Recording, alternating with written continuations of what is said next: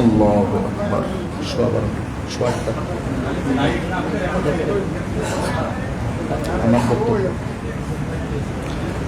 সবাই একটু ইস্তেগফার করি। আর ইনশাআল্লাহ তাকবীর শুরু হয়ে গেলে সবাই বসে যাবে, কোনো অসুবিধা হবে না আপনাদের। আমরা যেহেতু মসজিদে বসেছি, কোনো আওয়াজ শব্দ করবো না ইনশাআল্লাহ। সবাই একটু ইস্তেগফার করি। আস্তাগফিরুল্লাহ।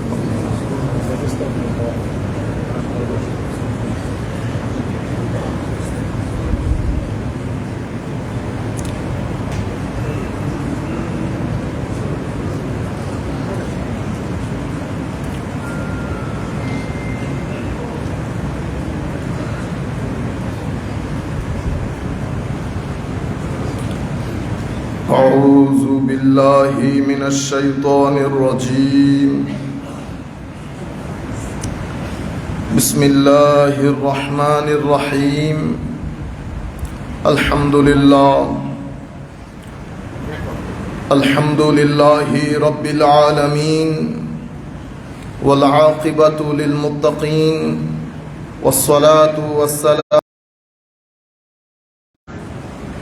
الأمين المكين الكريم الحنين الرؤوف الرحيم، وعلى آله وأصحابه أجمعين.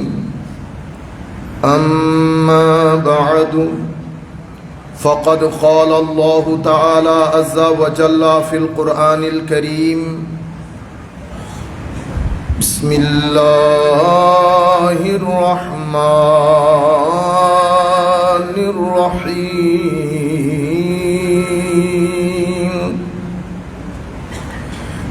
إن الله وملائكته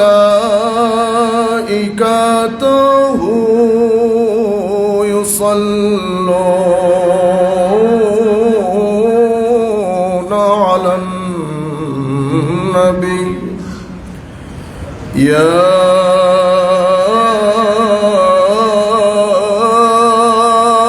أيها الذين آمنوا صلوا عليه وسلموا تسليما. صلاة يا رسول الله عليكم، سلام يا حبيب الله عليكم، صلاة يا رسول الله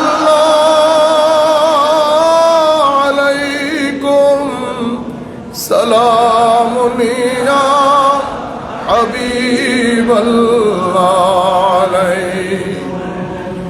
زیر رحمت کو نظر بر حال زارم یا رسول اللہ.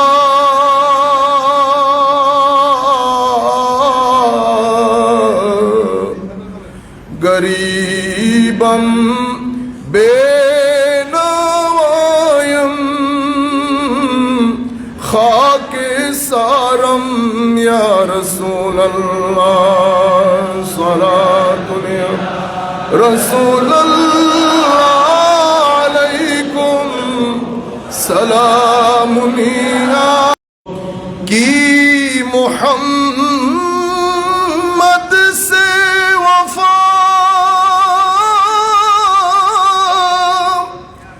تو نے تو ہم تیرے ہیں.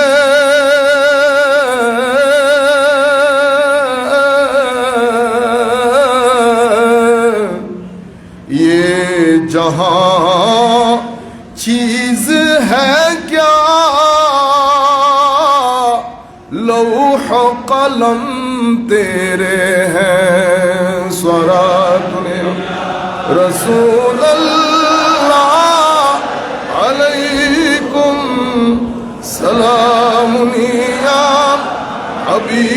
अल्लाह तेरी नस्ल पाक में है बच्चा बच्चा नूर का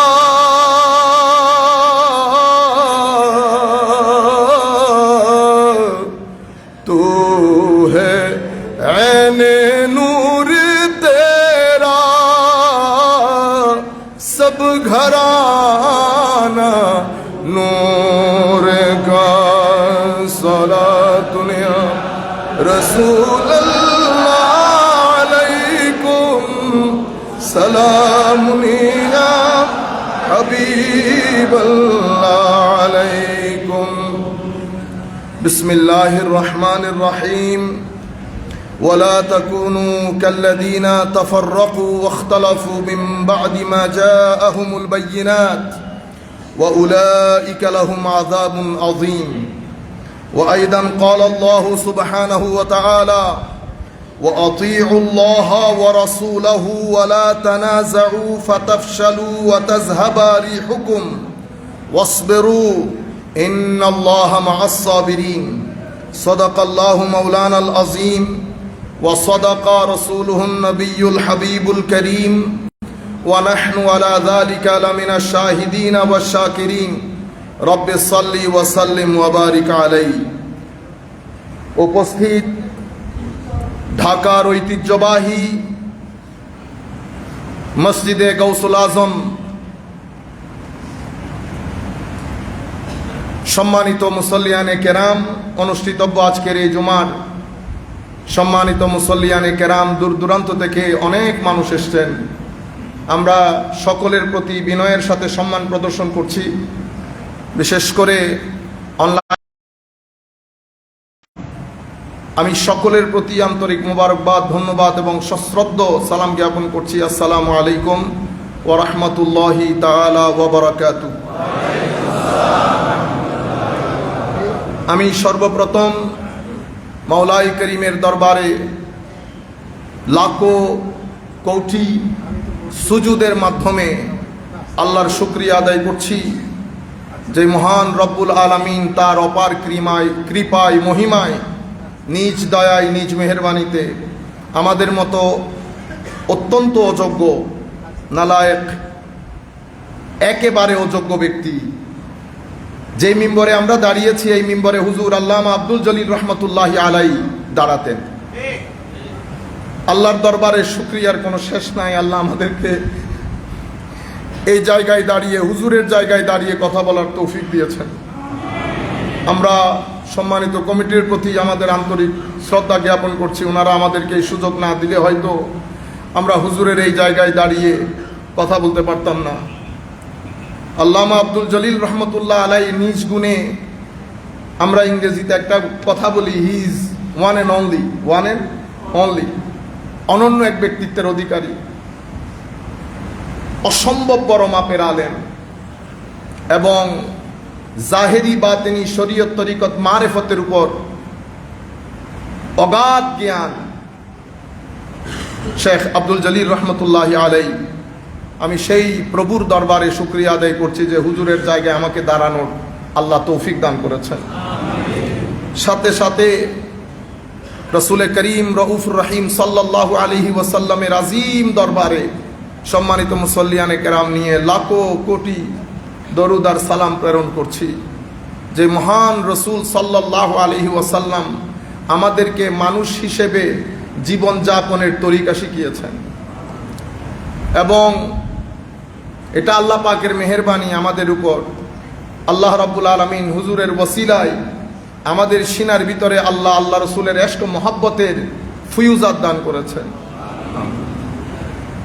আমি আজকে বিনয়ের সাথে স্মরণ করছি হুজুরের বাতিঘর, শেখ আব্দুল জলিল রহমতুল্লাহি আলাইহির বাতিঘর হজরতে সৈয়দ আহমদ শাহ শ্রীকোটি রাদিয়াল্লাহু আন এবং হজরতে সৈয়দ মোহাম্মদ তৈয়ব শাহ কিবলা কাবা রহমতুল্লাহি আলাইহি, এই দুইজনকে আল্লাহর দরবারে দোয়া করি হুজুরের ওসিলায় আল্লাহ যেন এই দুইজন। আমি আরো ধন্যবাদ জানাচ্ছি আমাদের যুব সেনার ভাইদেরকে, যারা অক্লান্ত পরিশ্রম করে দীর্ঘ 2 বছরের দীর্ঘ যাত্রায়, লং জার্নি অফ 2 years, ওনারা স্মৃতিতে ও শ্রুতিতে আল্লামা হাফেজ এম এ জলিল রহমতুল্লাহ আলাই এই কিতাবটি ওনারা শেষ পর্যন্ত পাবলিশ করতে সমর্থ হয়েছেন। আমরা তো চাইবো আপনারা যতজন মুসল্লি আজকে আসবেন, কেউ যেন এই কিতাব না নিয়ে ফেরত না যায়। ওলিদের জীবনী পড়ার মধ্যে ফুয়ুজ ও বারাকাত নিহিত।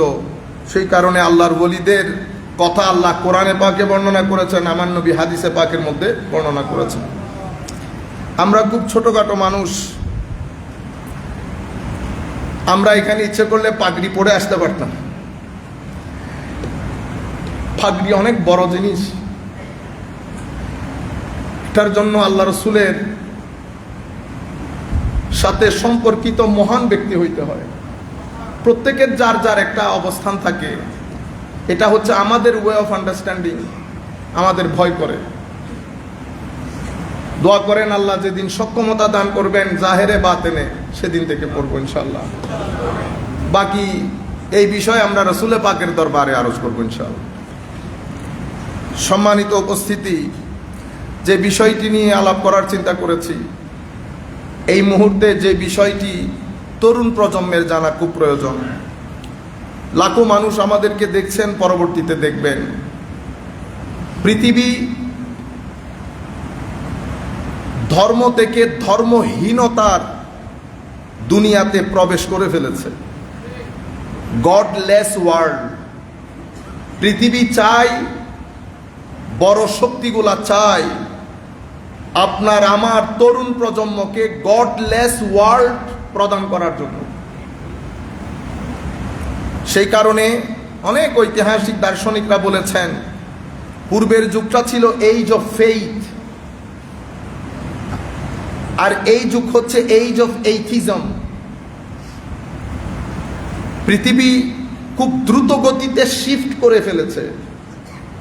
এটা একটা ড্রাস্টিক চেঞ্জ হয়েছে, আমূল পরিবর্তন হয়েছে, এবং আগামী 10 বছরের মধ্যে পৃথিবী যে কোথায় চলে যাবে সেটা হয়তো আমরা কল্পনাতেও আনতে পারবো না।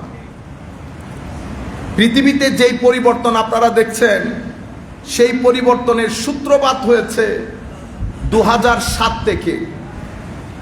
2009 থেকে পূর্ণ যাত্রা 2026-এর মধ্যে এসে জীবন যাপনের তরিকায়, আমি যদি এক শব্দ দিয়ে আপনাদেরকে বুঝাই, আপনারা ক্লিয়ারলি বুঝতে পারবেন। ইতোপূর্বে পৃথিবী ছিল আউটডোর জেনারেশনের পৃথিবী, এখন পৃথিবী ইনডোর জেনারেশনের পৃথিবী। প্রথমটা আউটডোর জেনারেশন, এটা ইনডোর জেনারেশন। আপনি যদি জেনারেশনকে ইনডোর করে বদ্ধ করে ফেলেন, তো আল্লাহ রাব্বুল আলামিন এখানে সবুজ দিয়ে পৃথিবীকে সাজিয়েছে, সূর্যের আলো দিয়ে পৃথিবীকে সাজিয়েছে। এই সব কিছু আপনার আমার সন্তানের ফিজিক্যাল গ্রোথ এবং স্পিরিচুয়াল ডেভেলপমেন্ট, এই দুইটার জন্য অসম্ভব গুরুত্বপূর্ণ। আপনার আমার সন্তানের জন্য ফিজিক্যাল গ্রোথ এবং স্পিরিচুয়াল ডেভেলপমেন্ট যদি সমানভাবে করতে না পারেন, কোনো একটা যদি আকপিছ হয়ে যায়, তো আমাদের যেই জীবনযাত্রার ধরন, সেই ধরনের মধ্যে পরিবর্তন যেটা আসবে, সেটা আপনি এফোর্ড করতে পারবেন না। আপনি যদি ফিজিক্যাল ডেভেলপমেন্ট, ফিজিক্যাল গ্রোথ যদি স্পিরিচুয়াল ডেভেলপমেন্টের আগে চলে যায়, তো পৃথিবী ম্যাটেরিয়াল হয়ে যায়। ম্যাটেরিয়াল হয়ে গেলে পৃথিবী ভাই বন্ধু বুঝে না, আত্মীয় স্বজন বুঝে না, পৃথিবী টাকা বাদে আর কিচ্ছু বুঝবে না। পৃথিবীতে লোভ, লালসা, প্রতিযোগিতা সমাজের মধ্যে এমন ভাবে হবে, আপনি কোনটা আটা কোনটা ময়দা বুঝার কোনো সুযোগ থাকবে না। আর যদি কোনো কারণে ফিজিক্যাল গ্রোথ পিছনে রয়ে গেছে, স্পিরিচুয়াল ডেভেলপমেন্ট সামনে চলে গেছে, তাহলে পৃথিবীর যে সমাজ ব্যবস্থা, এটা ভেঙে পড়বে। মানুষ পাহাড়ে পর্বতে চলে যাবে। এজন্য আমার নবীর দিক নির্দেশনা, ফিজিক্যাল গ্রোথ, স্পিরিচুয়াল ডেভেলপমেন্ট, এই দুইটা একসাথে হতে হয়। দুইটা যদি একসাথে হয়, পারিবারিকভাবে, সামাজিকভাবে, রাষ্ট্রীয়ভাবে আপনি একটা সুন্দর পৃথিবীর ভিতরে ঢুকতে পারবেন, পরবর্তী প্রজন্মকে ঢুকাতে পারবেন। এটার ভিতরে যদি ইফস অ্যান্ড বাটস হয়ে যায়, তাইলে পৃথিবীর মধ্যে যে বিগাড় হবে সেটা আমি আপনি মিলে অ্যাফোর্ড করতে পারবো না। সম্মানিত উপস্থিতি, তাইলে আমরা একেবারে এইজ অফ ফেইথ, ইমানের জমানা থেকে গডলেস ওয়ার্ল্ড, এই পৃথিবীতে আমরা ঢুকছি। গডলেস ওয়ার্ল্ড করার জন্য এই পৃথিবীকে 4 জায়গা থেকে আমাদের উপর আর্ট অ্যান্ড কালচারের মাধ্যমে আগামী 5 বছরে আপনাদের ঘরের টিভি নাটকের মধ্যে যে অশ্লীলতা আপনারা দেখতে যাচ্ছেন, সেই অশ্লীলতা আপনার নামাজের, ইমানের যে যৌক শৌক, সেটার গুড়া কর্তন করে পুরা গাছটাকে আপরুট করে দিবে। সেই কারণে কোরআনে পাকের মধ্যে আল্লাহ স্পষ্ট ভাষায় বলেছেন, মুমিন, তোমাদের সমাজে যেন কোনোভাবে অশ্লীলতা প্রসারিত না হয়। লা তাশিউল ফাহিশা, কোনোভাবে এই সমাজকে অশ্লীল হতে দিবে না। সেই কারণে, সেটার কারণে আমার নবী 2টি ব্যবস্থা দিয়েছেন। পুরুষ মানুষদেরকে বলেছেন দৃষ্টিকে অবনত রাখতে, মেয়েদেরকে বলেছেন তাদের প্রাইভেট পার্টগুলোকে মডেস্ট ওয়েতে কভার করতে, যেটাকে আমরা পর্দা বলি। আপনি যদি পর্দা করে বুঝাতে চান, ওয়েস্টার্ন কান্ট্রিকে বুঝাইতে পারবেন না, ইস্টার্ন কান্ট্রিকে বুঝাইতে পারবেন, তরুণ প্রজন্মকে বুঝাতে পারবেন না। সম্মানিত উপস্থিতি, এর পরবর্তীতে জ্ঞান বিজ্ঞান চর্চার মধ্যে দিনটাকে এভাবে বের করে আনা হবে, মানুষ বিজ্ঞানকে চর্চা করবে কোরআনের মতো করে। এটাকে গডলেস করার জন্য, রিলিজিয়াস লেস করার জন্য যা মন চায় ওয়েস্টার্ন ওয়ার্ল্ড সে আন্দাজে করেছেন। এবং আমরা যারা পৃথিবীর এই ভূখণ্ডে বসবাস করি, আমরা চেয়ারে বসতে চাইলে আমাদেরকে কিছু রিকোয়ারমেন্ট দেওয়া হয়। This is one of the requirements, that until you establish process of secularization in the field of education, you are disqualified to sit on the chair. সেই কারণে 10, 15, 20 years আপনি দেখবেন সামনে আরো খতরনাক হবে। দ্বীনের শিক্ষা ব্যবস্থা থেকে পরিপূর্ণরূপে নাই হয়ে যাবে। আপনারা মনে করছেন মাদ্রাসা শিক্ষা বেঁচে যাবে? নো। আপনি যেই কোনো একজন আলেমকে জিজ্ঞেস করেন, হুজুর মাদ্রাসা শিক্ষা গত 10 বছর এবং তার আগে সময়কালের মধ্যে কোনো পার্থক্য হয়েছে কিনা? পার্থক্য কতটুকু হয়েছে জানেন? 0 করে দেওয়া হয়েছে। এভাবে মাদ্রাসা থেকে, ইসলামিক এডুকেশন স্কুল থেকে না, মাদ্রাসা থেকে তুলে দেওয়া হচ্ছে। কারণ পৃথিবী গডলেস ওয়ার্ল্ডের দিকে যাচ্ছে। 2 নাম্বার 3, আপনি আমার নবী সাল্লাল্লাহু আলাইহি ওয়াসাল্লাম মক্কায়ে মুআজ্জামা থেকে যখন মদিনায়ে মুনাওয়ারায় যায়, ইসলাম এক্সিস্টেন্সিয়াল মুড থেকে ঘোষণা করেন। বদরের যুদ্ধ সংগঠিত হয়, আমার নবীর সাহাবায়ে কেরাম আজিম এক জয় পেয়ে যায়। সেই জয়ের সাথে সাথে ইসলাম স্ট্রেইট অ্যাওয়ে অপারেশনাল মুডে চলে যান। তখন ইসলাম আমাদের সামগ্রিক জীবনকে ইসলামের আলোয়, ইসলামের শিক্ষায়, শরীয়তের আদলে অপারেট করা শুরু করেন। এটা অপারেশনাল মুড ছিল এবং সেটা এত বেশি সাকসেসফুল হয়েছে যে 23 বছরের সময়কালে আমার নবীর এই দাওয়াত ও তাবলীগ এত বেশি বরকতমণ্ডিত ছিল যে আমার নবী চলে যাওয়ার পরে 12.5 থেকে 1300 বছর পর্যন্ত পুরো অর্ধ পৃথিবী আমার নবীর অনুচর, সাহাবায়ে কেরাম, তাবেঈন, তাবেউত তাবেঈন, উলামা, মাশায়েখ জামানা পর্যন্ত ইসলাম শাসন করেছে। ফারুক আজমের জামানায় ইসলাম ফ্রান্সে প্রবেশ করে ফেলেছে। ফারুক আজমের জামানায় নয়, আমার নবীর জামানায় ইসলাম সিন্ধু প্রদেশে চলে এসেছে। নবীর জামানায়, আমার নবী এখনো হীন হায়াতের মধ্যে। আমাদের ইতিহাসগুলোকে আবার রিরাইট করা দরকার। আল্লামা ইকবাল বলছেন, সিন্ধের ডেলিগেশনকে খেয়াল করে, मीरे अरब को आई है ठंडी हवा जहां से, मेरा मुल्क वहां है, मेरा मुल्क वहां है। হুজুর, হায় হায় হায়, সিন্ধু প্রদেশের লোক যেই জায়গার, আমিও হুজুর সেই জায়গার লোক। হ্যাঁ, এই আন্দাজে ইসলাম দিক বিদিক ছুটাছুটি করেছে।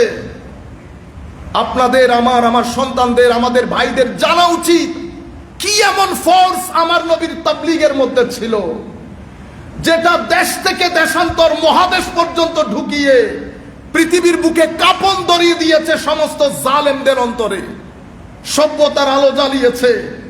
ইসলামে মানুষ দলে দলে আমার নবীর দ্বীনের সুশীতল ছায়াতলে আশ্রয় নিয়েছে। ইতপূর্বে কোন নবীর শানে আমার আল্লাহ বলেন নাই, ইজা জাআ নাসরুল্লাহি ওয়াল ফাত ওয়া রাআইতান নাসা ইয়াদখুলুনা ফি দীনিল্লাহি আফওয়াজা। হুজুর, মন খারাপ করবেন না, কথা দিলাম তো, ইন্না আতাইনা কাল কাউসার, ইন্না আতাইনা কাল কাউসার ওয়াদ-দুহা ওয়াল-লাইলি ইজা সাজা থেকে যদি শুরু করেন, আমার আল্লাহ যখন কোরআনকে শেষ করছেন, শেষ করার আগে আমার নবীকে বলছেন, ফাইনাল স্টেটমেন্ট, ইয়া রাসূলুল্লাহ, আমি আপনাকে বলে দিচ্ছি আপনার আখিরাতের মাকাম ও মারতাবা, ইন্না আতাইনা কাল কাউসার ফাসাল্লি লিরাব্বিকা ওয়ানহার। হাবিব, আপনি আমার চিন্তায় চেতনায় মগ্ন থাকেন, কোনো কিছু নিয়ে চিন্তা করতে হবে না। আমি আপনাকে আখিরাতের মধ্যে সেই মাকাম ও মারতাবা, আপনি মাকামে মাহমুদের মধ্যে আখিরাতে বসে, মাকামে মাহমুদের মধ্যে আপনি আখিরাত শাসন করবেন।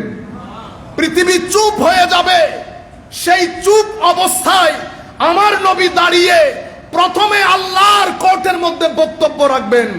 আমার নবী বলছেন, আনা খাতিবুহুম ইজা আনসাতু। পৃথিবী যখন চুপ হয়ে যাবে আখিরাতের ময়দানে, আমি রাসূলুল্লাহ তখন আল্লাহর দরবারে দাঁড়িয়ে বক্তব্য প্রদান করব। উম্মত, আমি তোমাদেরকে আশার বাণী শোনাবো। আমি যারা হতাশ হয়ে যাবে তাদের অন্তরে আশার আলো জ্বালাবো। মুহাম্মাদুর রাসূলুল্লাহ। কেমনে আপনি বলেন, আপনারা বলেন, আমার নবীও জানেন না আমার নবীর কি হবে। আমার নবী যদি না জানেন, কালামে পাকের উপর হাত দেওয়া হবে। আমার নবীর অবস্থা কি হবে সেটা তো আমার আল্লাহ কোরআনে ঘোষণা করে দিয়েছেন। বলেন নাই, বলেন নাই আমার আল্লাহ, হ্যাঁ, আসা আইয়াবআসাকা রাব্বুকা মাকামান মাহমুদা নাজিল করেছেন আল্লাহ, নাজিল হয়েছে রাসূলুল্লাহর উপর। যিনি দিয়েছেন উনিও জানেন, যাকে দেওয়া হয়েছে তিনিও জানেন মাকামে মাহমুদ মানে কি জিনিস। আমার আল্লাহ জানিয়ে দিয়েছেন, আপনি বলতেছেন রসুলে পাকও জানেন না। হে যুবক, আপনারা মনে করেন আমরা শুধু শুধু কথা বলি, শুধু শুধু কথা বলি না। আমাদের সাথে কারো টাকা নিয়ে, পয়সা নিয়ে, ব্যবসা নিয়ে কারোর সাথে কোনো সমস্যা নাই। মাননীয় প্রধানমন্ত্রীর প্রতি অনুরোধ, মাননীয় রাষ্ট্র ক্ষমতার মধ্যে যারা অধিষ্ঠিত তাদের প্রতি অনুরোধ, আমাদের সাথে কারো কোনো বিষয়ে দ্বিমত নাই। সমস্যা এক জায়গায়, আপনি লাখ পাঞ্জাবি পরেন, আমার নবীর শানে রিসালাতে এতটুকুন যদি আঘাত আসে, লাখো তরুণ তলোয়ারের নিচে নিজের মাথা ঝুঁকিয়ে দেবে। এটার মধ্যে আমরা দাঁড়ানো। আমাদের সাথে মাননীয়, শুধুমাত্র আপনারা দাড়ি টুপি দেখলেই মনে করেন উলামায়ে কেরাম, আমরা মনে করি উলামায়ে কেরাম। আমরা যদি জিয়াউর রহমানের শানে দুই একটা কথা বলি, আমাদের বিএনপি যারা করে, খারাপ লাগবে না? লাগবে কিনা বলেন বেটা? শুধু যদি শহীদ না বলি, খারাপ লাগবে না? না লাগলে তো বিএনপিও না। আপনি যদি না লাগে তো বিএনপিও না। বিএনপিকেও ভূতে ধরেছে 50-60%। আপনারা নতুন নতুন লম্বা লম্বা দাড়ি রেখেছেন, দিন ধর্ম শিখতেছেন। আপনারা দিন ধর্ম পালন করেন নাই, ওনারা বুঝেন নাই কোনটা সত্য কোনটা মিথ্যা। আপনি গত 200 বছরের ইতিহাস পড়েন, বাংলার জমিনে কালমা পড়া কে শিখিয়েছে? ঢাকার বুকে কালমা কে শিখিয়েছে? চট্টগ্রামের বুকে কালিমা কে শিখিয়েছে? সিলেটকে কালমা কে শিখিয়েছে? 150-200 বছরে যাদের অক্লান্ত পরিশ্রমে, যারা হারামের ঘুমকে হারাম করে, মা বাবা ভাই বন্ধু ছেড়ে কেউ ইয়েমেন থেকে, কেউ সিরিয়া থেকে, কেউ আফগানিস্তান থেকে আপনার ভূখণ্ডে এসে পাহাড়ে পর্বতে অবস্থান করে আপনাকে দিন শিখিয়েছে। এখন আমার মিটা মিটা ভাই আমাদেরকে শিখান এটা বেদাত। এটাও বলছি কেন হচ্ছে, সম্মানিত উপস্থিতি, আমি অন্য জায়গায় চলে যাচ্ছি। আমি যেটা আপনাদেরকে বোঝাতে চাচ্ছি এবং সরকারের প্রতি অনুরোধ করব, এই দেশকে কোন অবস্থায় উগ্রতার দিকে ঠেলে দেওয়া যাবে না। ধর্মীয় উগ্রতা একটা ক্যান্সারের মতো। ধর্মীয় উগ্রবাদ একদিনে জন্ম নেয় না। ধর্মীয় উগ্রবাদ শুরু হয় কনজারভেটিজম থেকে, অতঃপর সেটা ইনটলারেন্সের পর্যায়ে যায়, অতঃপর সেটা এক্সট্রিমিজম হয়, অতঃপর সেটা টেরোরিজম হয়। আপনি টেরোরিজমকে হত্যা করতে পারবেন না যদি কনজারভেটিজমকে হত্যা করতে না পারেন।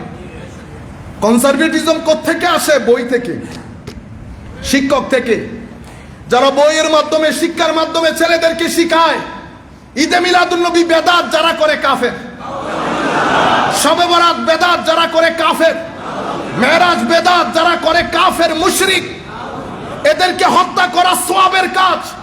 যেই ব্যক্তি ফারুকী সাহেবের সিনার উপর উঠে তলোয়ার চালিয়েছে সেই কিন্তু জিহাদ মনে করে করেছে। আজকে ফারুকী সাহেবের উপর উঠেছে, কালকে আরেকজনের উপরে উঠবে। সুতরাং আইডেন্টিটি পরিষ্কার হয়ে যাক। আমাদের সাথে কারো কোনো ধরনের কোনো জায়গায় দ্বিমত নাই। আমরা শুধু এই রাষ্ট্রকে টলারেন্ট একটা রাষ্ট্র হিসেবে দেখতে চাই। এখানে এক রাষ্ট্রে সব মানুষ বসবাস করবে। সম্মানিত উপস্থিতি, সেই কারণে মাননীয় সরকারের প্রতি অনুরোধ থাকবে, মাননীয় মন্ত্রীগণ যদি কারো সাথে বসেন উলামা মাশায়েখ নিয়ে, আপনি এক ঘরানার নিয়ে বসে গেলেন, আপনি কিন্তু এক ঘরানার মন্ত্রী নন। আপনি 2-4 জন আলেমকে নিয়ে বসে গেলেন, ডিসরিগার্ডিং, ignoring, underestimating mainstream ulama mashayikh. How dare! You are not the minister on behalf of the certain group. You are minister on behalf of the Muslims of Bangladesh. Sit down with the scholars. You must call all the scholars from all the school of thought. 2 or 3 people. আপনারা বুঝতে পেরেছেন? হৃদয়ে আগুন লাগে। আমাদের সাথে কারো কোনো দ্বিমত নাই। আমরা তো এমন দুর্বল, আমরা যদি লাখো মানুষ রাস্তায় বের হয়েছি, বের হব, কথা হচ্ছে গাছ থেকে একটা পাতাও পড়বে না। আমরা বলেছিলাম ফিলিস্তিনের পক্ষে যখন আমরা একসাথে হয়েছি সেদিন একটা ঝলক দেখেছেন। আমরা বলেছিলাম যে লাখো মানুষ একসাথে হবে, গাছ থেকে একটা পাতাও পড়বে না। পড়েছিল? এটা সুফিয়াই কেরামের দল।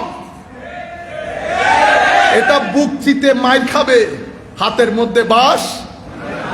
সিম্পল ছাত্ররা কালকে করেছেন আন্দোলন, 10-12 জন ছাত্র মিলে। বাস ছাত্রদের বিহেভিয়ার দেখছেন বিহেভিয়ার। আমরা বলছি প্রত্যেকে যার যার অবস্থান থেকে বেটা প্রতিবাদ করতেই পারেন, কিন্তু আরেকজনকে মেরে, বেয়াদবি করে, জবান নষ্ট করে, আমি আপনাকে কথা দিচ্ছি লাখো শিক্ষিত হোক, সুফিয়ায়ে কেরামের দরবারে যেই ব্যক্তি জুতা সিধা করেছিল সেই ব্যক্তিও যদি ওখানে মাঠে দাঁড়ায়, গাছ থেকে পাতা পড়বে? সম্মানিত উপস্থিতি, বলতে যেটা চাচ্ছিলাম, আমার নবী যেই দিন প্রতিষ্ঠা করেছে শরীয়ত, পুরা পৃথিবীর মধ্যে প্রপাগান্ডা করে শরীয়তকে একটা কালার্ড ওয়ার্ড হিসেবে দাঁড় করানো হয়েছে। সেটার প্র্যাকটিক্যাল ডেমনস্ট্রেশন ওই আমাদের মতো কিছু হুজুর, তারা হচ্ছে, এটা হচ্ছে শরিয়া মানে কি? এটা হচ্ছে উগ্রবাদীদের একটা সিস্টেম। এটার প্র্যাকটিক্যাল ডেমনস্ট্রেশন কি? তো 2-4 জন বক্তার বক্তব্য শোনায়, এটা হচ্ছে প্র্যাকটিক্যাল ডেমনস্ট্রেশন। কেটে ফেলবো, মেরে ফেলবো। তো তারা তখনও বলে এরা সেই শরীয়তবাদী যারা অপর পক্ষের লোককে সিনার উপর উঠে ছুরি চালিয়ে দেয়। তাইলে একটা আপনারা বুঝতেছেন প্র্যাকটিক্যাল ডেমনস্ট্রেশন কি জিনিস? তাহলে একটা হচ্ছে প্র্যাকটিক্যাল ডেমনস্ট্রেশন, একটা হচ্ছে তাদের প্রপাগান্ডা। তো প্রপাগান্ডাকে ছেলেদের অন্তরে ঢুকিয়ে ব্রেইন ওয়াশ করার জন্য প্র্যাকটিক্যাল ডেমনস্ট্রেশন লাগবে না? তো ডেমনস্ট্রেশন দেখে এদের জবান দেখো, অ্যাকশন, ডাইরেক্ট অ্যাকশন আপনারা বলেন না, মেরে দে, কেটে দে, এরা কাফের, বেদাত, practical demonstration. As a result last 20 years ধারাবাহিক প্রপাগান্ডা হয়েছে। প্রপাগান্ডার জেরে আমাদের মুসলমান লিডার্সরাও শরিয়া শব্দটা মুখে আনতে ভয় করে। যেই শরীয়তের মাধ্যমে আমার নবী 1300 বছর পৃথিবীকে আলো জ্বালিয়েছে, সেই শরীয়ত, বুঝতে পেরেছেন, মধ্যযুগীয়। আমার জানতে ইচ্ছে করে কোন বর্বরতা মধ্যযুগীয়, দেখায় আপনাদেরকে মধ্যযুগীয় বর্বরতা। আজকের দিনেও যদি সুপ্রিম কোর্ট ইশারা করে, ট্রাম্প সুপ্রিম কোর্টে যাবে? যাবে না। আর যেই মধ্যযুগীয় বর্বরতার কথা বলছেন, সেই মধ্যযুগীয় বর্বরতায় খলিফাকে যদি কাজী আহ্বান করে, খলিফার নাকে খত দিয়ে কাজীর দরবারে যাওয়া লাগতো। আইনের চোখে সবাইকে সমান করে দাঁড় করিয়ে দিয়েছে আমার নবী। None of the individual in the society beyond the law. কোন ব্যক্তি আইনের ঊর্ধ্বে না। এটাকে আপনারা মধ্যযুগীয় বর্বরতা নাম দিয়েছেন। সেই যুগে মধ্যযুগীয় বর্বরতা, যেই যুগে রেপকে আমার নবী মিনিমাম পর্যায়ে নিয়ে এসেছেন। কিলিং, হত্যাকাণ্ড মিনিমাম পর্যায়ে। এডুকেশনের রেপ আমার নবী যাওয়ার 200-250 বছরের মধ্যে সিসিলি নামক একটা কেস স্টাডি হয়েছে, সেখানে শিক্ষার রেট 100 আউট অফ 100 হয়েছে। মধ্যযুগীয় বর্বরতা। যাই হোক, সম্মানিত উপস্থিতি, এভাবে চতুর্দিক থেকে আক্রমণ করে গডলেস ওয়ার্ল্ডে আমরা আস্তে আস্তে ধাবমান সেই রাস্তার দিকে। কোরআনে পাকের মধ্যে আল্লাহ রাব্বুল আলামিন ইরশাদ করেছেন, যে আয়াতগুলো আমি পড়েছি আপনারা একটু মনোযোগ দিয়ে শুনবেন। আমি খুব সংক্ষিপ্ত আকারে আমাদের করণীয়টা বলে বক্তব্য শেষ করে দেব। ওয়ালা তাকুনু কাল্লাযীনা তাফাররাকু ওয়াখতালাফু মিন বা'দি মা জাআহুমুল বায়্যিনাত। আমার আল্লাহ বলছেন, বান্দা, পূর্ববর্তী যুগের ইহুদি নাসারারা যেভাবে দলে দলে বিভক্ত হয়ে গেছে সেভাবে হইবা। ওয়ালা তাকুনু কাল্লাযীনা তাফাররাকু, ফেরকা ফেরকা ফেরকা হয়ে গেছে। ওয়াখতালাফু, নিজেদের মধ্যে তাদের কাছে সব হক আসার পরেও পরস্পর ইখতিলাফ করে একজন আরেকজন থেকে অনেক দূরে সরে গেছে। এই কাজটা করিও না। ওয়া উলাইকা লাহুম আযাবুন আযীম, এদের জন্য আল্লাহ রাব্বুল আলামিন আযাবে আযীম রেখেছেন। যারা এই ফেরকা হয়ে যাওয়ার পরেও যারা পানি ডালে, তেল ডালে, আরো হোক, উম্মত হিসেবে আপনার আমার সন্তানের দায়িত্ব, যারা হক বুঝেছে, হক পেয়েছে, তারা এই হকের বাণী জায়গায় জায়গায় ছড়িয়ে দেবেন এবং প্রত্যেকের ব্যাপারে আল্লাহর দরবারে দোয়া করবেন, আল্লাহ যেন হেদায়েত করেন। কোরআনে পাকের একটা আয়াত। আরেকটা আয়াতের মধ্যে আমার আল্লাহ বলছেন, ওয়া আতিউল্লাহ ওয়া রাসূলা, তোমরা আল্লাহ এবং রসুলের আনুগত্য করো, ফাসাদ করিও না। ফাতাফশালু ওয়া তাযহাবা রিহুকুম, যদি নিজেরা ফিতনা ফাসাদ করো, ফাতাফশালু, তাইলে তোমরা কি হবে? গ্রুপ গ্রুপ গ্রুপ গ্রুপ হয়ে যাবে। ওয়া তাযহাবা রিহুকুম, তোমাদের যে রব, মানুষ যে তোমাদেরকে ভয় করে, তোমাদের ভিতরকার যেই তেজস্বিতা সেটা খতম হয়ে যাবে। সবাই মিলে একসাথে থাকলে, চাচতো ভাই, জ্যাঠাতো ভাই, খালাতো ভাই, কেউ নজর দিয়ে তাকায় না। যেই আপনি আলাদা আলাদা হয়ে যাবেন, কোরআন বলছে ফাতাযহাবা রিহুকুম, তোমাদের যেই তেজস্বিতা, রব, দবদবা খতম হয়ে যাবে। মানুষ তোমাদেরকে ভয় পাবে না। ইন্নাল্লাহা মা'আস ওয়াসবিরু, স্বাভাবিকভাবে এখানে সবর করতে হয়। এগুলা এই জায়গায় আসলে অসম্ভব ধৈর্য ধারণ করতে হয়। ইন্নাল্লাহা মা'আস সাবিরিন, মনে রাখো আমার আল্লাহ ধৈর্যশীলদের সাথে থাকেন। ধৈর্য ধরেন, ধৈর্যশীলদের সাথে আল্লাহ থাকেন। সময় খুব সংক্ষিপ্ত হিসেবে শুধু এখানে একটা হাদিস আপনাদের সম্মুখে তুলে ধরি। আন আবি হুরাইরাতা রাদিয়াল্লাহু তাআলা আনহু আন্না রাসূলুল্লাহ সাল্লাল্লাহু আলাইহি ওয়াসাল্লাম قال, হযরতে আবু হুরায়রা রাদিয়াল্লাহু তাআলা আনহু থেকে বর্ণিত, নবী করিম সাল্লাল্লাহু আলাইহি ওয়াসাল্লাম, আমরা বলবো যখন সাল্লাল্লাহু আলাইহি ওয়াসাল্লাম, আপনারাও পড়বেন সাল্লাল্লাহু আলাইহি ওয়াসাল্লাম, ইরশাদ করছেন, ইন্নাল্লাহা ইয়ারদা লাকুম সালাসা ওয়া ইয়াসখাতু লাকুম সালাসা। তিনটা জিনিস আল্লাহ আপনাদের জন্য পছন্দ করেন এবং তিনটা জিনিস আল্লাহ আপনাদের জন্য অপছন্দ করেন। তিনটা জিনিস পছন্দের আমাদের জন্য আল্লাহর, আর তিনটা জিনিস অপছন্দের। পছন্দের কোনটা? আনতা আবুদু ওয়ালা তুশরিকু বিহি শাইআ ওয়া আনতা তাসিমু বিহাবলিল্লাহি জামিআ। তিনটা জিনিস আল্লাহ আমাদের আপনাদের সকলের জন্য পছন্দ করেন।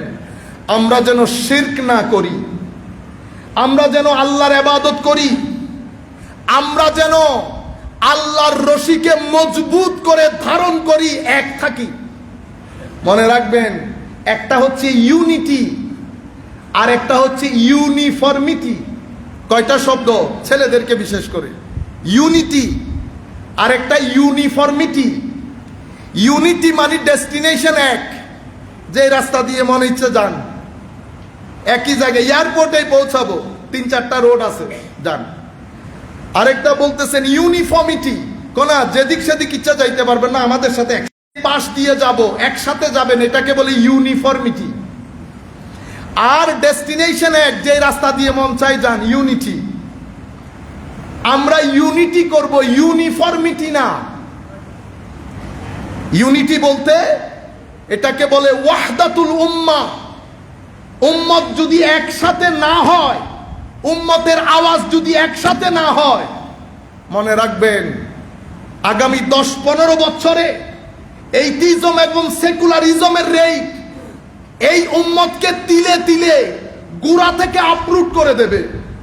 যেভাবে যেখানে খুশি ফিলিস্তিনের বুকে এত ছেলে হত্যা হয়েছে, 57-60টি মুসলিম দেশের নেতা নেত্রী আওয়াজ করতে পেরেছে।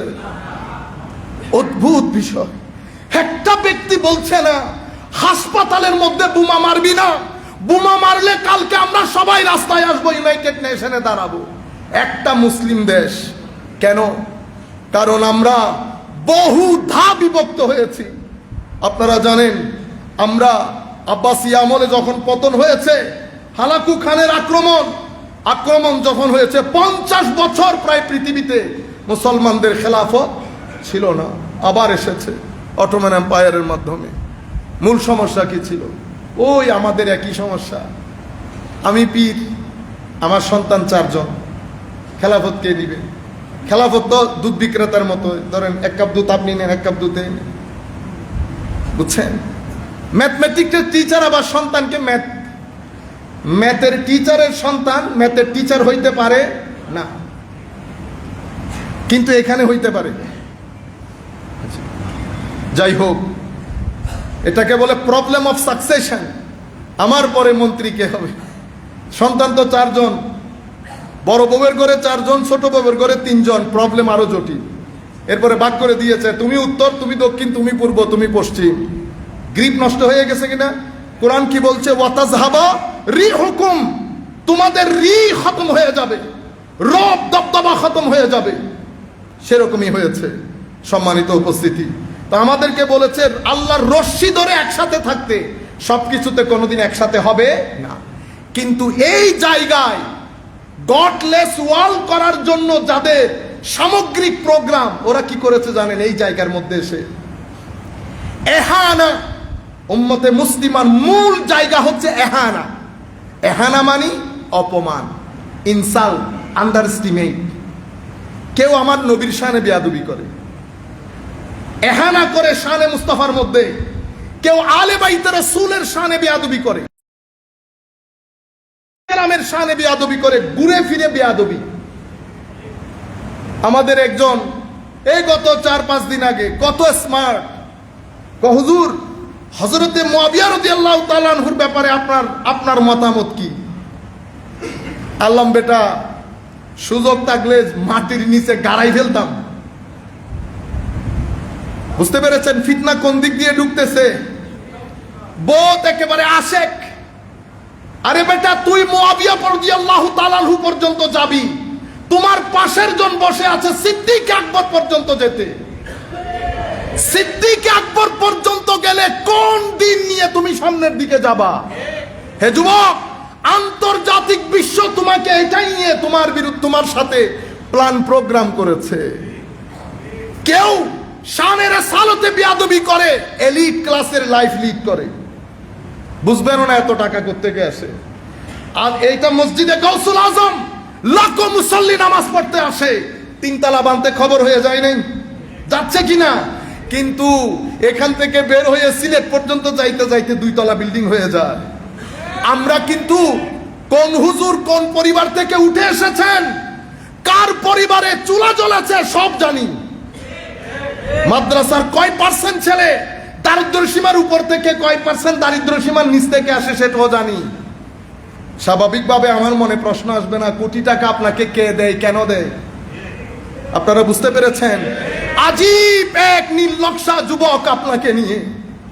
কেউ শানের সালতে বিয়াদবি করে, কেউ আমার নবীকে আখেরি রাসূল হিসেবে অস্বীকার করে, কেউ হাদিস অস্বীকার করে, 300 বছর পরের জিনিস কেমনে বিশ্বাস করি, কেউ মাযহাব অস্বীকার করে, ফিকা 300 বছর পরের জিনিস কেমনে কি করি, কেউ আমার নবীর আনিত বিধানকে মানতে চায় না। না, রাষ্ট্রীয় পর্যায়ে স্বাভাবিকভাবে এখন সেকুলার মডার্ন দুনিয়া, সবাই মুসলমান, ইউনিভার্সিটিতে গেলে সবাই ফুল নিয়ে আসে।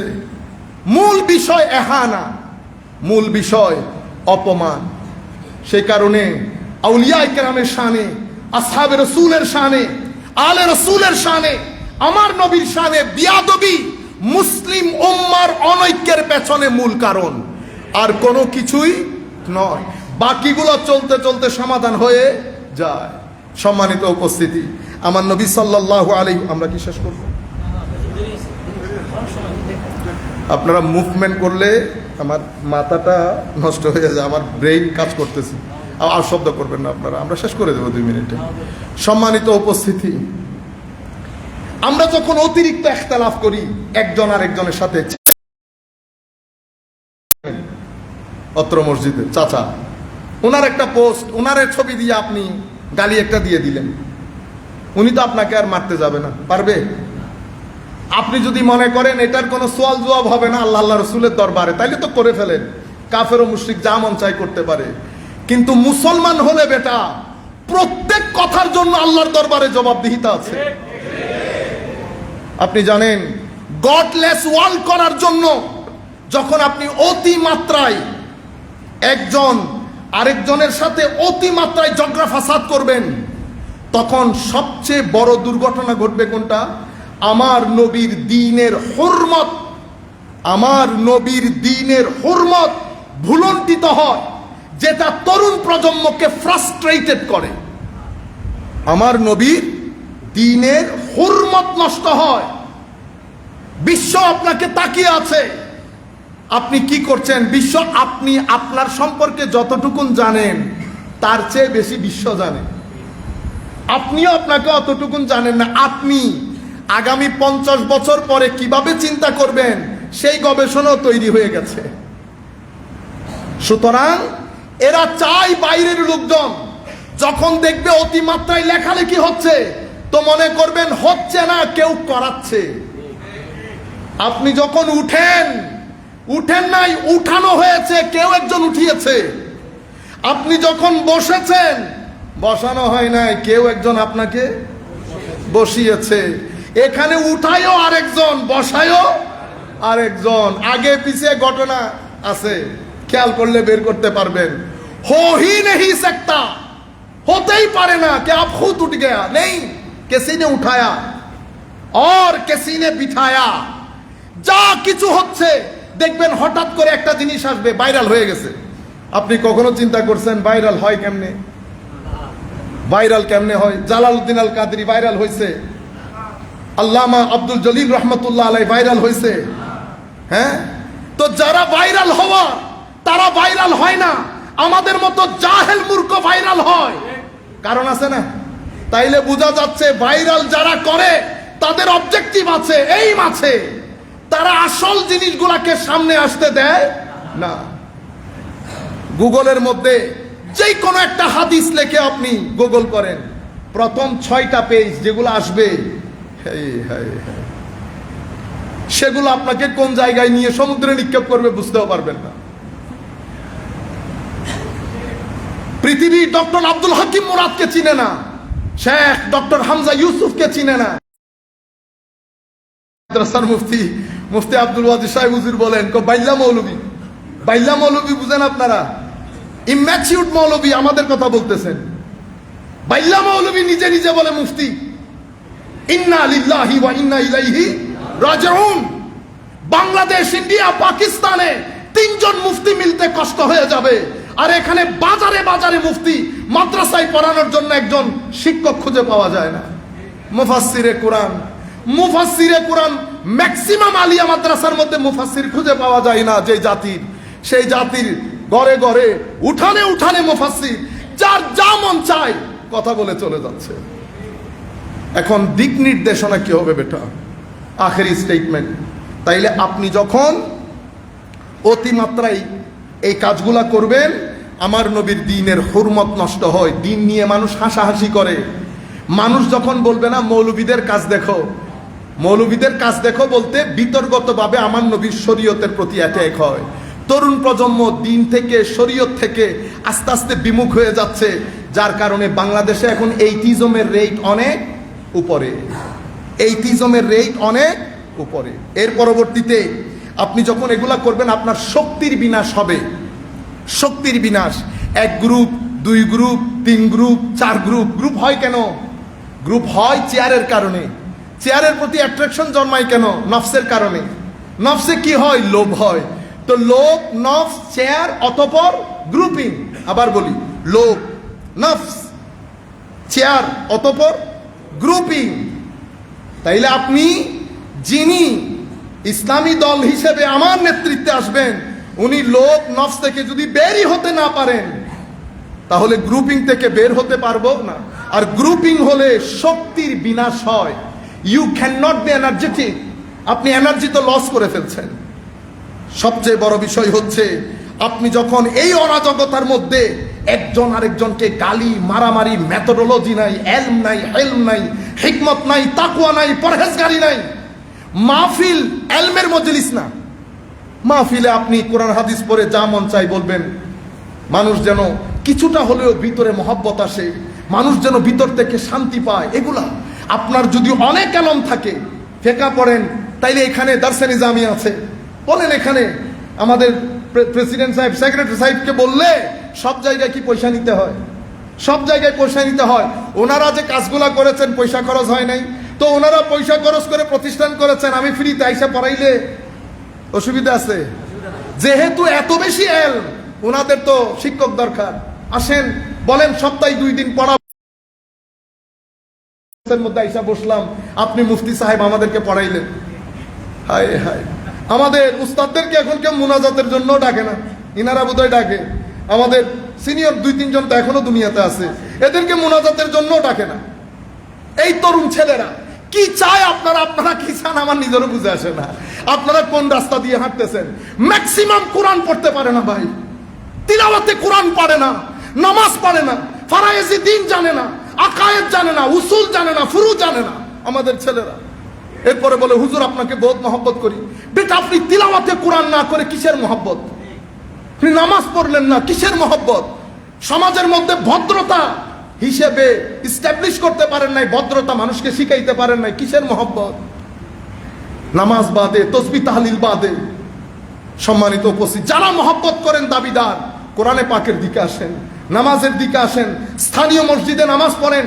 আমাদের যেই সমস্ত ছেলেপুলে দ্বীনের কাজ করেন, সুন্নিয়তের কাজ করেন, সর্বাত্মক সহযোগিতা করেন। সুন্নিয়তের কাজে কোনো ডিভিশন করবেন না কোনোদিন, কে কোন পীরের মুরিদ, এটা দেখার জরুরত নাই। আহলে সুন্নাত ওয়াল জামাত আমাদের জন্য বড় ছাতা, এটার নিচে আমরা সবাই সব পীরের মুরিদান একসাথে জমা হব। রাত্রি বেলায় যেই যার পীরের কাছে গিয়ে ফিউজ বারাকাত নেব, এটা স্টাইলের বিষয় না। এখন তো স্টাইল, আমি অমুক পীরের মুরিদ, ফজরের নামাজও পড়ে না, আল্লাহ পাক জানে। কারণ আপনার পীর যদি নামাজি হয়, আপনি নামাজি হবেন? Impossible, impossible. আপনার পীর যদি তিলাওয়াতে কোরআন জানে, আপনিও জানবেন। আপনি না জানা মানি হচ্ছে উপরে জানে না। বৃক্ষ তোমার নাম কি? ফলে পরিচয়। সম্মানিত উপস্থিতি, একটা রেভলিউশন দরকার, রিকনস্ট্রাকশন অফ মাইন্ডসেট দরকার। আমি অ্যাপ্রিসিয়েট করি আপনারা যুব সেনার ভাইয়েরা যারা এখানে নতুন করে দর্শের কাজ শুরু করেছেন। এভাবে রিকনস্ট্রাক্ট করতে হবে তরুণ প্রজন্মের কাছে এশকের, আদবের, তাজিমের, তাবজিলের, তাকরিমের, তাকওয়ার, পরহেজগারির এই দাওয়াত তরুণ প্রজন্মের অন্তরে দিতে হবে। সেই জায়গায় ফেরত যেতে হবে যারা 200 বছর, 150 বছর, 100 বছর আগে এসে আমাদেরকে এখানে দিন শিখিয়েছেন। এটার বাইরে গেলে ফেসবুক ব্যবহারের ক্ষেত্রে সতর্ক হন।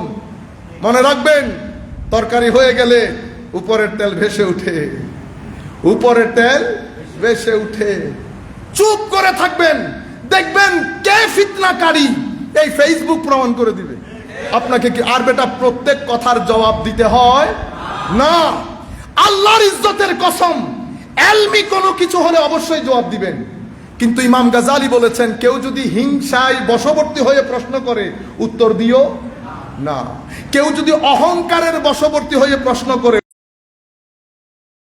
ইমামে আজম হাদিস জানে না, এই ব্যক্তির নাম কি? আহম্মক। ইংরেজিতে বলে স্টুপিড। স্টুপিড মিন্স মানে, আরেকটা শব্দ আছে বাংলাতে বললে মসজিদের সাথে যাবে না, আরবিতে বললে আপনারা বুঝতে পারবেন, ইমাম গাজালি বেশি ইউজ করে, বালিদ। বালিদ ইয়া কেটে দিলে বাংলাতে আপনারা বলেন সেটা। বুঝতে পেরেছেন? মনে মনে হিসাব করলে বুঝে ফেলবেন। এই তিনজনের প্রশ্নের উত্তর দিতে ইমাম গাজালি নিষেধ করেছেন। এদের প্রশ্নের উত্তর দেব আর আগুনের মধ্যে তেল ঢেলে দেওয়া একই কথা। আমার ভাইয়েরা, ফেসবুক ইউজ করতে সাবধান, স্ক্রিন থেকে সময় কমান। এটা আপনাকে ধ্বংসের অতল তলে তলিয়ে নিয়ে যাবে। 12টার পরে, 11টার পরে মোবাইল ইউজ করা বন্ধ করে দেন। মা বাবাদের প্রতি অনুরোধ, নষ্ট করে দিয়েন না নিজের জীবন। চোখ নষ্ট হয়ে যাবে, কিছুদিন পরে চোখে দেখবেন না কোনো কিছু। আর রাতকে রাত যখন এই কাজে অতিবাহিত করবেন, ভিতর লক হয়ে যাবে। ভিতর লক হয়ে গেলে মানসিক অশান্তিতে পড়ে যাবেন। পুরা পৃথিবীর ডাক্তার, ওষুধ সব যদি আপনার উপর ঢেলে দেওয়া হয়, বেটা মানসিক অশান্তি থেকে বাঁচানোর কোনো ওষুধ নাই। নিজেকে ধ্বংস করে দিয়েন না। পৃথিবীতে এখন অনেক কাজ আছে, করেন, টাকা ইনকাম করেন, মা বাবাকে সহযোগিতা করেন। শুধু শুধু টাইম ওয়েস্ট করিয়েন না। সবচেয়ে বড় অপরাধ টাইম ওয়েস্ট করা। আমার আল্লাহ যেই সময় আপনাকে দিয়েছে অসম্ভব গুরুত্বপূর্ণ। অহংকার বন্ধ করে দেন। হয়তো কোনো সময় টাকা আসবে, পয়সা আসবে, ধন দৌলত আসবে, এগুলার সাথে অহংকারও আসে। অহংকার করবেন না, হিংসা করবেন না। যাকে দিয়ে যেই কাজ হবে তাকে দিয়ে সেই কাজ করাবেন। সময়ের দিকে খেয়াল করবেন, সময় যেন ওয়েস্ট না হয়। আমার আল্লাহ প্রতিটি মুহূর্তের জবাব নিবেন। আল্লাহ যেন আমাদেরকে সেই আন্দাজে চিন্তা করে জীবন যাপনের তৌফিক দান করেন। আমার নবীর দিন অপমানিত হয় এমন কাজ করিয়েন না। আমার নবীর দিনের বদনাম হয় এমন কাজ করিয়েন না। মনে রাখবেন, মাদ্রাসায় পড়ে পুরা বাংলাদেশের টোটাল পপুলেশনের 20 থেকে 30% লোক, 70% লোক সেকুলার এডুকেশন নেয়। এটা বাংলাদেশ না, এটা বাংলাদেশ না। আপনার শ্রোতা 3 ধরনের, হয় আপনার জন্য ক্রেজি, জান দিয়ে দেবে, এটার সংখ্যা খুব গৌণ, এবং একদল আপনার বিপক্ষে, কোরআন শরীফও যদি হাতে দিয়ে দেন এগ্রি করবে, এরও সংখ্যা গৌণ। মাঝখানে ওভারওয়েলমিং মেজরিটি, একটা বিশাল অংশ, সেটা দিন গ্রহণ করে, দিন শিখে আপনার প্রেজেন্টেশনের উপর, আপনার সুন্দর আলোচনার উপর, আপনার হিকমতপূর্ণ করেন, পড়েন, আল্লাহর ওলিদের জীবনী পড়েন। এই বইটা কিনে কালকের মধ্যে শেষ করে দেন। এটা কোনো বড় বই না। এটা বিছানায় নিয়ে পড়লে আপনারা 1.5-2 ঘন্টা মোবাইলের মধ্যে এমনি তাকাই থাকেন, মোবাইল এটা মাথায় পড়ে, এরপরে ঘুমান। এর চেয়ে বরং আজকের মধ্যে এটা শেষ করে দিবেন। আমি জিজ্ঞেস করবো ওনাদেরকে, আপনারা কয়জনে বই কিনছেন, আইডিয়া হয়ে যাবে। এমনিতে সুন্নিদের বই নেওয়ার অভ্যাস, হায় হায়, আপনার কথা আমার উস্তাদ বলেছেন, তো বেটা কোনো আলেমের বাসায় গেলে চা পানি খাইবা পরে, লাইব্রেরি দেখবা আগে, লাইব্রেরি আগে। তো আমরা কোথাও গেলে আগে লাইব্রেরি দেখি। তো লাইব্রেরিতে 3টা বাংলা বই থাকে, 3টা বাংলা বই আর 2টা ইতিহাসের বই। এই হইল আমাদের মুফতিয়ানে কেরাম, মুহাদ্দিসিন, ফুকাহা। বুঝতে পেরেছেন? সেই কারণে বই কিনবেন। কাদেরিয়া তরিকার লোকের কাছে যদি গুনিয়াতুত তালিবিন না থাকে, হুজুর আব্দুল কাদের জিলানীর জীবনী আমাদের মুহাদ্দিস আল্লামা আব্দুল জলিল সাহেব হুজুর লিখেন নাই? আপনারা সংগ্রহ করতে হবে না, আপনাদের জন্যই তো লিখেছেন। পড়বেন। পড়া মানুষ কখনো ডিপ্রেশনে ভুগে না। বাসার মধ্যে কিতাব রাখবেন, মানুষ বাইরে থেকে আসলেই যেন বুঝতে পারে এটা মিশনের লোক, এরা মিশনের লোক। আল্লাহ রাব্বুল আলামিন আমাদের হামি ও নাসির হোক। মওলাই করিম আমাদেরকে কবুল করুক। আমি কোন দিকের বক্তা কোন দিকে চলে গেছি আই ডোন্ট নো। আপনারা অনেক দূর দূরান্ত থেকে এসেছেন, যতটুকুন আল্লাহ তৌফিক দিয়েছেন। জাযাকুমুল্লাহ খাইরাল জাযা ফিদ দারাইন। আসসালামু আলাইকুম ওয়া রাহমাতুল্লাহ।